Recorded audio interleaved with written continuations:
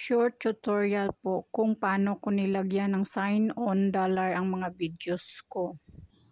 Ganito po yon.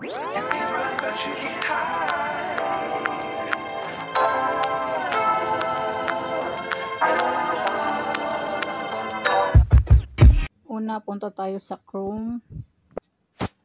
Then, i-type natin sa Google search ang www.youtube.studio. Then, ganyan na yung makikita mo. Then, pindutin yung profile.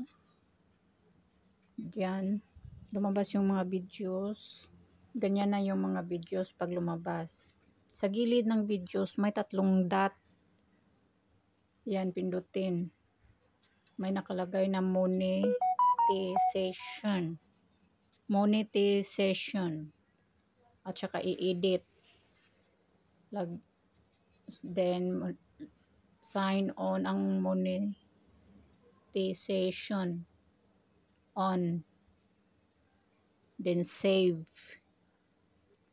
Pagkatapos ng save, ayan, naglo-loading. Naglo-loading siya. Balik ulit sa mga videos kung walang sign na dollar. Maraming mga videos kasi na walang sign ng dollar. Kaya ayan, paulit-ulit lang. Videos, then 3 dot. Ayun, hanapin mo yung 3, ano mo yung 3 dot. May nakalagay doon monetization. Then, i-on mo yung sign dollar. Then, save. Ganun lang. Simple. May mga video kasi sa akin na ano, yung sign dollar nakakulay green. Ibig sabihin nun okay na. Pero yung iba naman dyan na parang ang sign ng dollar is parang naka-X. Kaya yun yung i-edit natin dun sa gilid ng videos. Yung may 3 dot dyan. Edit mo. Tsaka yun lang, paulit-ulit lang din. Doon ka sa monetization. Nahirapan ako magbigkas.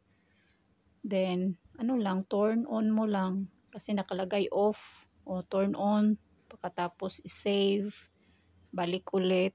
Then, hanapin mo yung mga videos na kung may mga nakalagay na sign dollar na parang naka-X or nakakulay black. Yun yung mga is edit mo. I-turn on mo yung sign dollar para magka kulay green siya. Yun lang. Paulit-ulit lang yun. May mga video kasi yung sa akin na hindi parang naka-X ang sign dollar kasi nag-apply ako ng Google AdSense ng PIN ko. Kaya siguro tinanggal ni YT yung mga ads. Pero okay lang. Babalik din naman yun. Yan. Hinahanap ko pa yung mga ibang video dyan kung nalagyan ko na ba lahat. Kung nakakulay green na ba. Inisa-isa ko yung mga video dyan. Para naman din hindi sayang yung para din may mga ads. Sayang din kasi. Yan. Iniisa-isa ko yung sinecheck ko isa-isa. Nalagyan ko na lahat.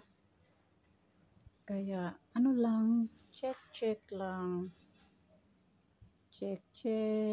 Kung may mga, ayan, nagkulay green na siya. Yun lang. Balik ulit. Thank you for your watching. Ganun lang. Then, Bye-bye. cancel mo na. I-back mo na kung tapos mo na i-check yung lahat ng videos. Yun lang. Basta sa Google, then i-type mo lang www.youtube.com. Then edit video. That's all.